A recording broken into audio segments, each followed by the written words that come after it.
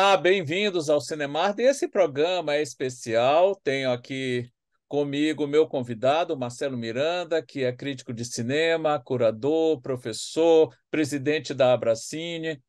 E a gente vai conversar neste programa sobre a carreira do William Friedkin, que faleceu agora no início desse mês de agosto e foi um dos grandes cineastas de Hollywood, principalmente naquele movimento que teve início em meados da década de 1960, conhecido como a Nova Hollywood. Ele foi um dos grandes desse grupo, do qual fazem parte nomes como Brian De Palma, Arthur Penn, Francis Ford Coppola, Martin Scorsese e vários outros que deixaram sua marca não só em Hollywood, mas no cinema mundial. Então, bem-vindo, Marcelo. E o Marcelo tem algumas histórias bem interessantes para falar sobre o Friedkin, porque ele o entrevistou por duas vezes, não é, Marcelo? Isso, olá, bom dia, boa tarde, boa noite aí aos espectadores ou ouvintes do Cinemarden. É um grande prazer voltar.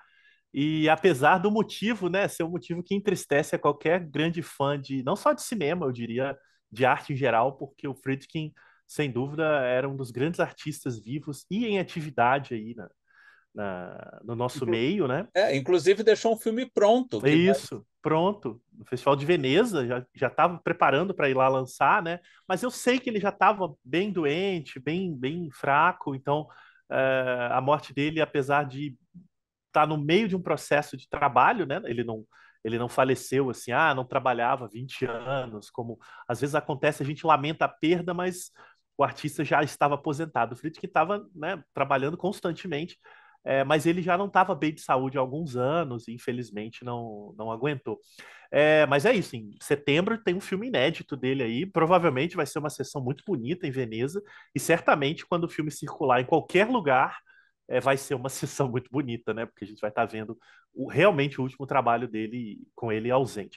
Ontem eu comentei com um amigo que, para fechar essa introdução, que essa perda do Friedkin dessa, talvez a gente não se recupere tão cedo, porque é um nome muito forte, é um cinema muito fundamental, e não só pelos filmes que todo mundo conhece, que a gente certamente vai falar aqui, mas por toda a trajetória, pela personalidade, pelo trabalho dele em outras artes também, né? Ele dirigiu ópera, ele fez televisão, e os filmes dele mais obscuros, que talvez agora, com a partida dele, como é comum acontecer, muita gente vá redescobri-los, né? Aqueles que as pessoas não falam tanto quanto O Exorcista, por exemplo.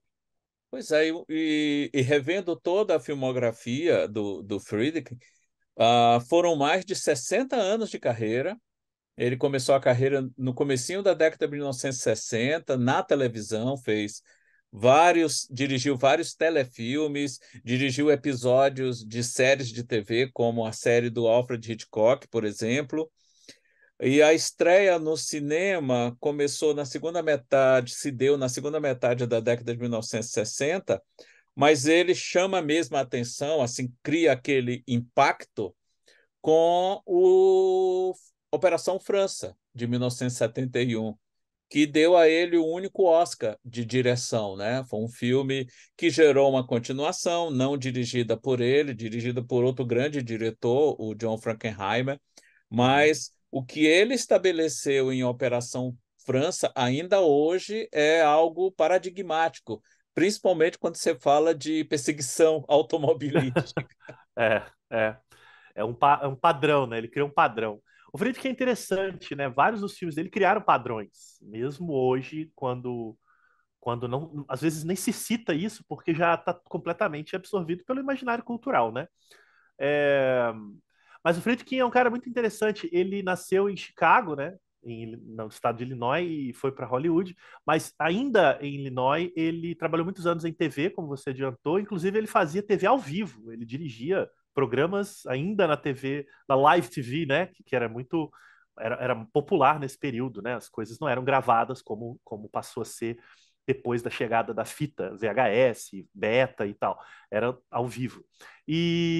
Mas o primeiro filme dele é de 62, é um documentário com algumas cenas encenadas que ele fez para televisão também, um pouco aproveitando essa experiência, que chama The People versus Paul Crump, né? O povo contra Paul Crump.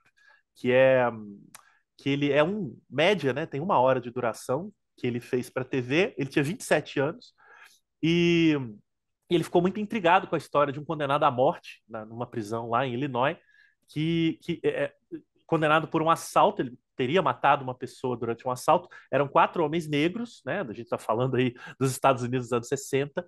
3 deles confessaram o crime e foram absolvidos da pena de morte. O Crump não disse que ele não tinha envolvimento no crime e foi condenado à pena de morte, porque ele não quis admitir. Isso deixou o Friedkin muito chocado, muito abalado e questionando, né? Pô, será que ele vai morrer injustamente? E aí resolve fazer um documentário sobre esse cara que está preso, faz o filme, é um filme muito forte, está no YouTube.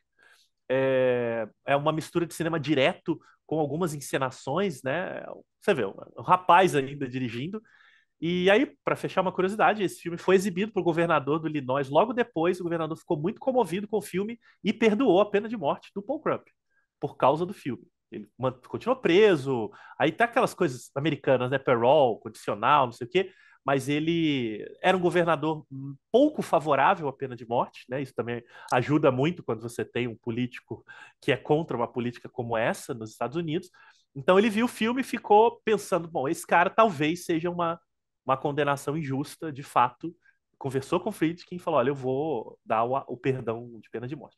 Então ele falava muito com orgulho. Ele falava: meu primeiro filme, que é um filminho de um garoto que não sabia filmar, salvou a vida de um homem. E a impressão que a gente tem é que ele passa a vida buscando esses personagens, né? Entre o bem e o mal, ambíguos, difíceis, de moral duvidosa. Porque o Paul Crump, essa figura real que ele documenta, a gente não sabe, na verdade, se ele realmente matou ou não o guarda que ele está condenado.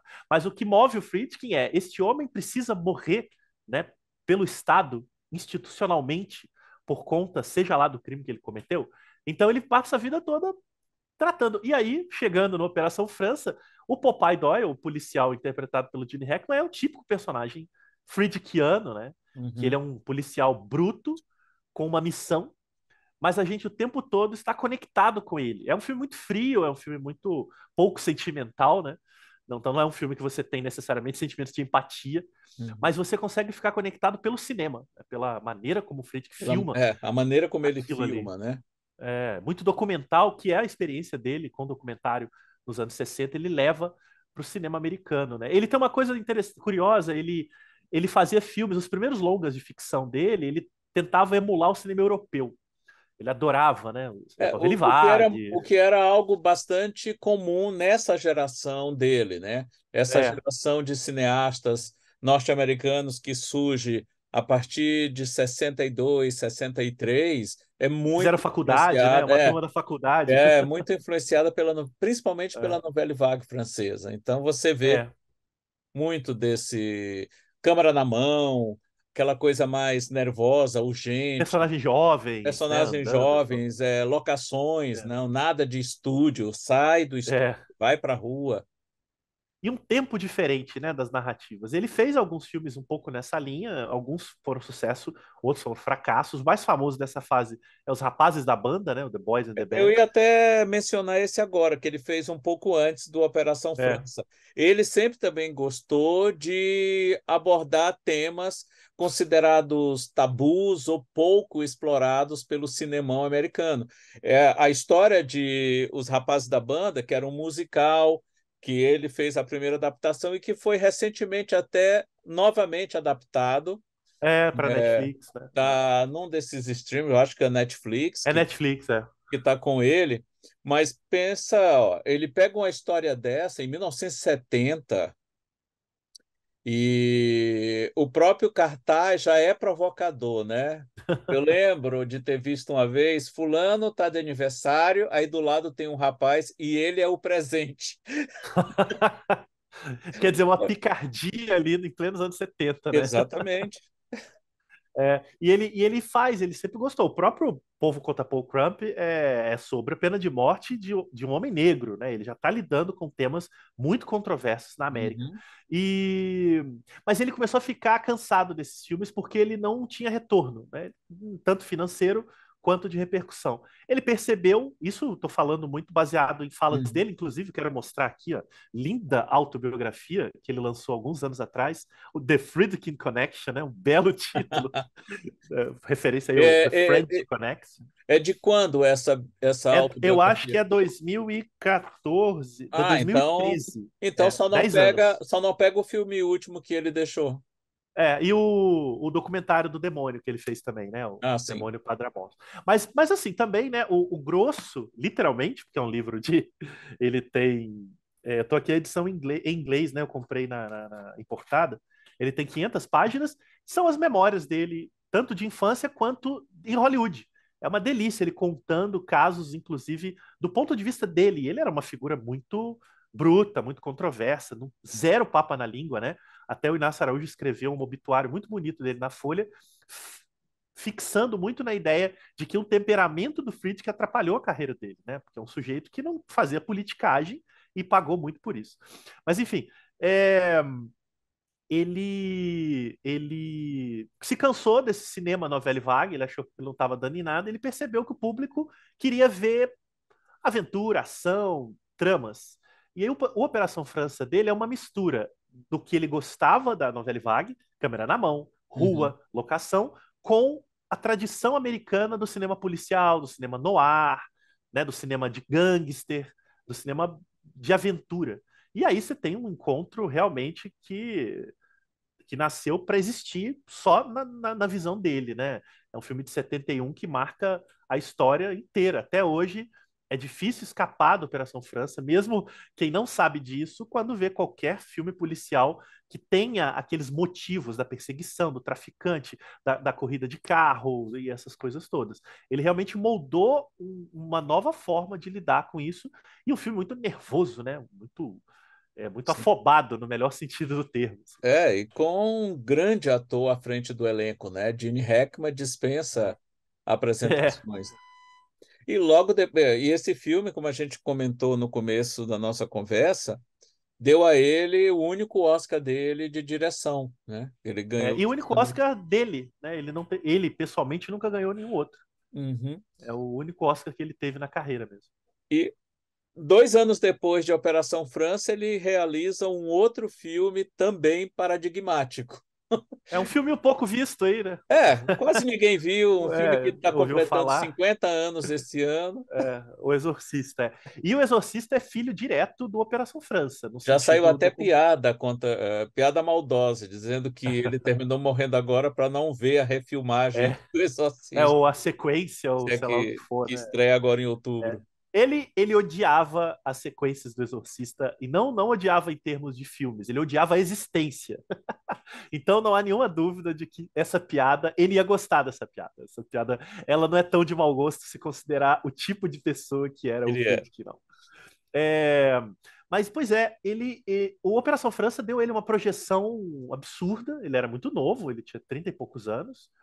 E, e ele ganhou o Oscar, né? O filme ganhou 5 Oscars, se eu não estiver enganado, inclusive melhor filme, direção, ator, roteiro, um monte de coisa. Então ele virou um dos queridinhos ali dessa fase da Nova Hollywood que você contextualizou. A gente está falando ali de 71 para 72. O Poderoso Chefão também aparece nessa época. O Scorsese já está começando ali a bombar para logo fazer o Taxi Driver. É, e Então antes esses fez o Caminhos diretores estão, Perigosos, né? Que exato. tá bem nesse clima. Esses diretores estão aparecendo e o Friedkin vira o principal nome dessa geração ali em 71 para 72. E isso para ele foi fatal, porque ele levou muito a sério ter se tornado um cara disputado, né? Porque ele é famoso por ter ficado muito arrogante e muito tiração de onda, enfim, ele bancou que ele era o maioral. E curiosamente, O Exorcista era um filme que o William Peter Blatty, o autor do livro, escreveu o roteiro e tentou vender em Hollywood, né? E o estúdio comprou a Paramount, mas não conseguia um Não, diretor, ninguém queria dirigir. Warner. Warner. Ninguém queria dirigir aquilo, né? Achavam muito grosseiro, muito violento, muito problemático, era uma criança possuída que se masturbava com crucifixo. Enfim, aquilo era o tabu do tabu do tabu, né? Religiosidade, etc. Balancei a câmera. Olha o exorcista aí, até balança a câmera. E aí, aí alguém sugeriu a ele, aí o Operação França bombou e o Blatt pensou, pô, a gente podia chamar o Friedkin. E aí alguém falou para ele, ó, mas esse cara é difícil, esse cara é um problema, tal, não sei o quê. E aí o Blatt lembrou, ele contava essa anedota, de que o Friedkin já tinha falado mal do Blatt, chamado ele de panaco, alguma coisa assim. Ele pensou, um cara que tem essa coragem, se aceitar fazer esse filme, vai fazer o que ele quiser. E foi um pouco esse encontro de duas figuras que não tinham nada a ver, né? Duas figuras que não tinham tantas coisas em comum, em prol de um projeto que virou o grande projeto da vida dos dois. O E, Blatt como autor do livro, né, e o Friedkin como diretor do filme. e ele faz o Exorcista também imprimindo uma forte carga documental, né? Tem Documental, elementos assim de documentário, né, que ele aplica em O Exorcista. Tanto é que muita gente saiu do cinema tendo certeza que aquela história realmente nervosa. aconteceu, que É, foi é fiel porque ele, ao ocorrido. aos fatos, ele filma com aquela secura e aquela coisa objetiva e direta que ele tinha usado na Operação França. Uma curiosidade é que ele odiou o roteiro do Blatt, né? Ele disse que o romance, que é do mesmo autor, era muito melhor que o roteiro, porque ele achava que o Blatt tinha se desviado do próprio romance. O que é verdade, né? O Blatt queria fazer outra coisa. Mas ele reescreve o roteiro todo. Tanto que o roteiro é do Blatt, mas na verdade ele foi quase inteiro reescrito pelo Friedkin. E o Friedkin retomou elementos que o Blatt tinha tirado do livro para não ter no filme, ele põe de volta, né? O que é um jogo curioso aí. E ele filma com muita paixão, é um filme que é a cara do Friedkin, né? No sentido tanto de talento, como também de um filme que ele pode provocar tudo que ele queria, e ele estava mandando e desmandando, né? Então é um filme muito paradigmático mesmo para todo o terror posterior, né? Eu acho que antes dele só o Psicose tinha sido tão impactante em termos culturais, Uhum. em 1960. Precisou de Um 13 pouco anos Bebê para de um filme. Rosemary, um pouco Bebê, É, isso. mas Mas talvez aquele impacto cultural mesmo, sabe? De que filas gigantescas, todo mundo falava do filme, sim. todo mundo queria ver, todo mundo não queria ver, mas ia ver. Essa coisa que você, Eu lembro, lendo, Marcelo. né? Eu lembro, Disso eu era circular. criança, eu tinha 10 anos, mais ou menos, quando o filme estreou. Claro, não pude vê-lo na época, mas eu lembro de meus pais comentando de que eles não foram ver porque a minha mãe não quis ver, mas porque o meu pai disse assim: Olha, saiu no jornal que as pessoas estão desmaiando dentro do cinema. Passando mal. Eu acho que esse filme inaugurou essa mania, né, Marden? Porque hoje, qualquer terror da semana é notícia de alguém vomitou, alguém desmaiou, ambulância Aham. chegou. Então, eu brinquei com um amigo meu. Toda semana é isso, né? O Exorcista abriu porta, até nisso ele foi paradigmático. É um filme que tem, né, reportagens de fato de que as pessoas se sentiam muito mal. A gente está falando de 1973, Aham. imagens muito brutas para aquele período. O cinema americano não mostrava aquelas coisas. Uma garota, uma menina de Uhum. 13 anos, Sim, a atriz, possuída a por um Linda demônio. Blair, era uma menina, devia ter 12, É, 13 anos quando fez o filme. exato. É bom deixar claro para o espectador aí que a endemoniada do filme é uma dublê de maior de idade. Ela é maior Certo. de idade. A Linda Blair não participava daquelas cenas mais violentas, né? Ela era a menininha. Quando Uhum. entrava a demoninha, era uma outra atriz, eu esqueci o nome, mas Aham. que ela que era maquiada e tal. E ela que fazia as coisas proibidas. E mas, enfim, isso é uma questão de bastidor. Mas no filme é uma garota de 12, 13 anos fazendo coisas impublicáveis e em imagens muito diretas, né? O Friedkin não desvia a câmera. Primeiro que ele usa um trabalho de maquiagem, de efeitos especiais na época, Efeitos muito, práticos, né? muito Boa parte impressionante. deles. Todos práticos, então, todos efeitos de câmera, Uhum. maquiagem e efeito, por exemplo, de filmar ao contrário, de afastar e aproximar. São efeitos físicos, né? Não há Uhum. nenhum efeito. Imagina, Não, 73, não tem nenhum não efeito de tinha CGI, né? pós-produção ali. É tudo na câmera, na maquiagem e no jogo de espelhos que o cinema permite. Então, assim, você tinha um impacto visual muito grande, imagens muito icônicas, né, envolvendo religião, envolvendo família, violência, né, tudo isso, tudo que a América não queria. A gente está falando de um período em que o Nixon estava ali, aquela confusão, né, na Do presidência, Watergate.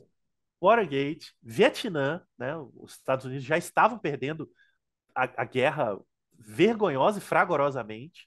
Então havia um país em frangalhos, em termos morais, em termos políticos e um pouco econômicos. Então o Exorcista é um pouco esse filme que pegava esse espírito da desilusão doméstica, né? É um filme sobre a chegada do demônio em casa. Não é mais Uhum. a mansão do Norman Bates, não é mais o castelo do Drácula. É o demônio na coisa mais inocente e pura que há dentro de casa, que é O uma quarto criança. de uma garota. Exato. E, ao mesmo tempo, há muitas leituras de também é um filme, em termos pessoais, do desabrochar de uma mulher, né? De que o demônio seria uma maneira de falar de sexualidade infantil também. Então, assim, tabu, tabu, tabu, né? Então é um filme que, mas que por causa disso gerava muita curiosidade. Todo mundo queria ver e foi um fenômeno em atualização de bilheteria. Hoje ele teria dado US$ 1 bilhão. Se você Tranquilo. pega a bilheteria da época e joga hoje, eu fiz essa conta que eu fiz Uhum. uma matéria para a Folha sobre o filme, e aí ele atualizando valores, é isso, é mais de 1 bilhão. E Então a gente deu, está falando de um blockbuster de horror, o primeiro grande blockbuster de sim, terror da história do cinema. e que deu ao Friedrich a segunda indicação ao Oscar de melhor direção, que ele não ganhou, né? Mas recebeu essa indicação. Um caso raro dentro da história de toda a academia de ter um diretor indicado por dirigir um filme de horror. Não é É, muito comum, não, a gente teve recente o Jordan Peele ganhando roteiro com sim. Corra, mas é raríssimo. E O Silêncio dos Inocentes, que foi o primeiro filme de terror de fato a ganhar os principais prêmios, né? Filme, direção, ator, atriz e tal. Mas O Exorcista foi o primeiro a ter tanta indicação, né? E Aquele filme era um ET no meio ali, um demônio no Uhum. meio dos outros, porque ele não parecia com nada, né? E o horror, ele é um gênero que o Oscar passa um pouco ao largo, assim. Tem, mas tem pouco.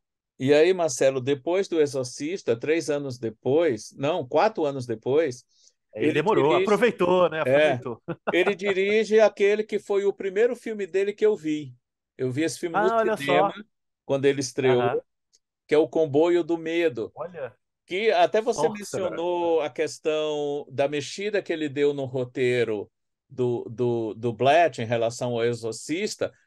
Muita gente, apressadamente, na época, e ainda hoje, muita gente diz que o filme é uma refilmagem de O Salário do Medo, do Clouseau, e ele diz: não é uma refilmagem, eu fiz um novo roteiro a partir do livro, mais ou menos como os Uhum. Coen fizeram com Bravura Indômita. Eles não Exato. É. refilmaram Bravura Indômita original do Hathaway. Eles fizeram um novo Era o roteiro a livro. partir É. do mesmo livro, que é o que o Exato. Friedrich sempre defendeu em relação ao Comboio do Medo. Um filme que eu gostei muito quando eu vi, gostei mais ainda décadas depois, quando eu revi. É uma das grandes obras esquecidas dele, porque não é tão lembrada assim, porque ele teve a infelicidade de estrear no cinema junto com Star Wars, No mesmo no dia. mesmo Ou na dia. mesma semana, alguma coisa assim. É, e não só isso. No caso da época, o que aconteceu foi o seguinte: a fofoca conta, e fofoca eu me refiro a um livro, até tô sem ele aqui, mas eu tenho, do Peter Biskind, você já deve ter Ah, lido, né? Que é O Easy o Rider Easy Raging Riders Bulls. Raging Bulls, né? Como a geração sexo, drogas e rock and roll revolucionou Hollywood. Ótimo. É um livro de fofoca, tá, gente? Não Mas vamos muito bom, dourar a mas pílula. muito bom. Muito bom, hipnotizante.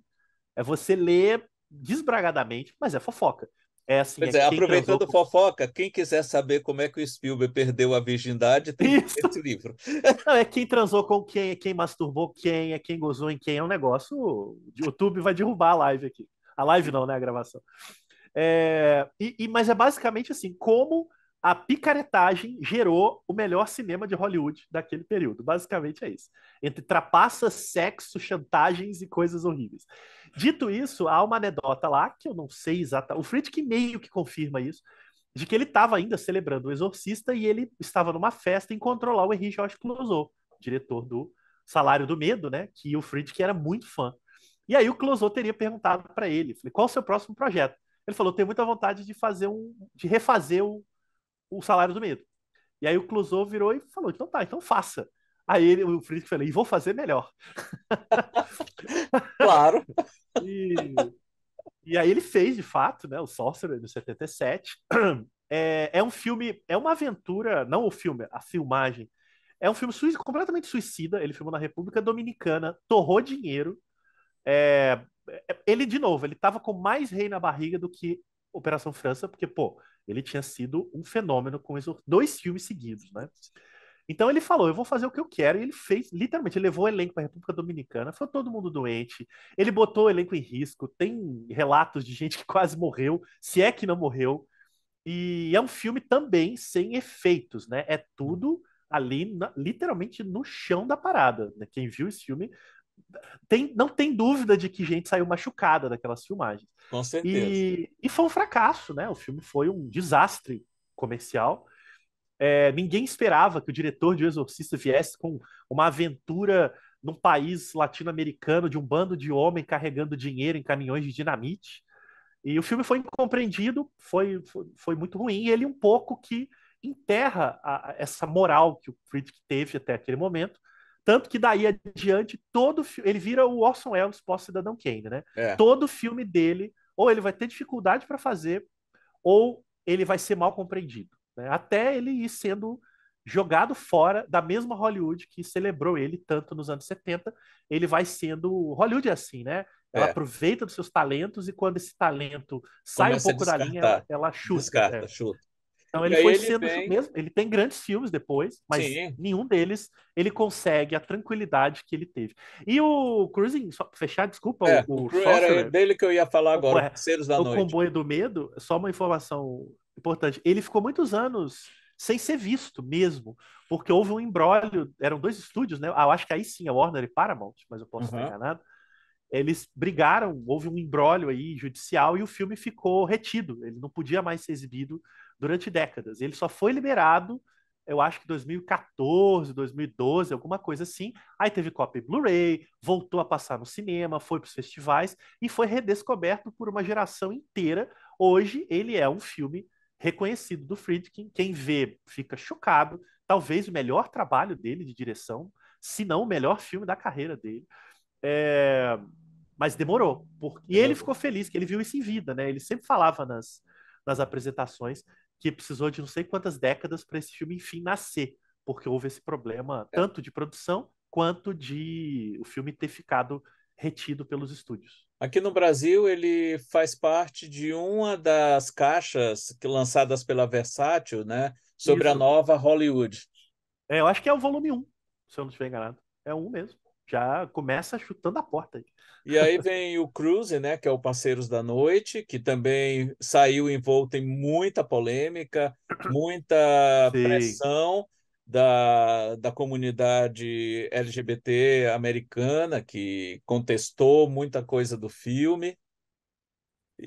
Ou seja, Esse daí gerou protesto em porta de cinema, né? sim, Antes do filme pois, estrear, inclusive. exatamente. Porque basicamente é um filme muito cru, de novo, né? Al Pacino.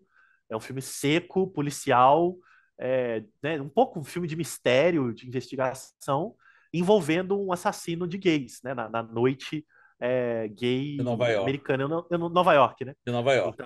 Então o Al Pacino vira um policial infiltrado, ele tem que se Não, e adentrar no pior, mundo. não só isso, ele se infiltra para tentar descobrir quem é um assassino e ele começa a questionar a própria sexualidade. Isso, a própria masculinidade, né? Masculinidade, não é nem Ele a vai sexualidade, a masculinidade. ele Melhor vai sacando colocado. que aquele mundo ali é fascinante, que ele tá gostando, e aí entra o Friedkin, né? De E é o novo, essa Michael questão do. Corleone. Isso, em 80, né? E aí entra essa questão do Friedkin lidar com as questões morais, né? Ele é um policial machão que de repente está inserido nesse mundo e ele já não sabe mais se ele continua indo porque ele tá caçando o assassino ou se ele continua indo porque ele tá gostando daquele mundo. E o filme é super ambíguo. A gente, na verdade, não é um spoiler, mas um semi-spoiler, mal sabe quem matou, quem não matou, Sim. porque a coisa vai mais por questão mental do personagem, né? Dele ficar ali transtornado com aquele misto de fascínio e ojeriza que ele vai sentindo. Hoje o filme é bem mais aceito. É claro, ele ainda é polêmico, mas eu acompanho muitas páginas e muitos críticos, né, que estudam e pesquisam o cinema de temática LGBTQIA+, e ele tem uma redescoberta, uma releitura de que o filme lida com isso de forma menos nociva do que talvez tenha sido visto na época, né? Então eu recomendo que o pessoal pesquise aí Esqueletos no Armário, que é um site muito legal sobre isso, entre outras páginas, que analisam esse viés.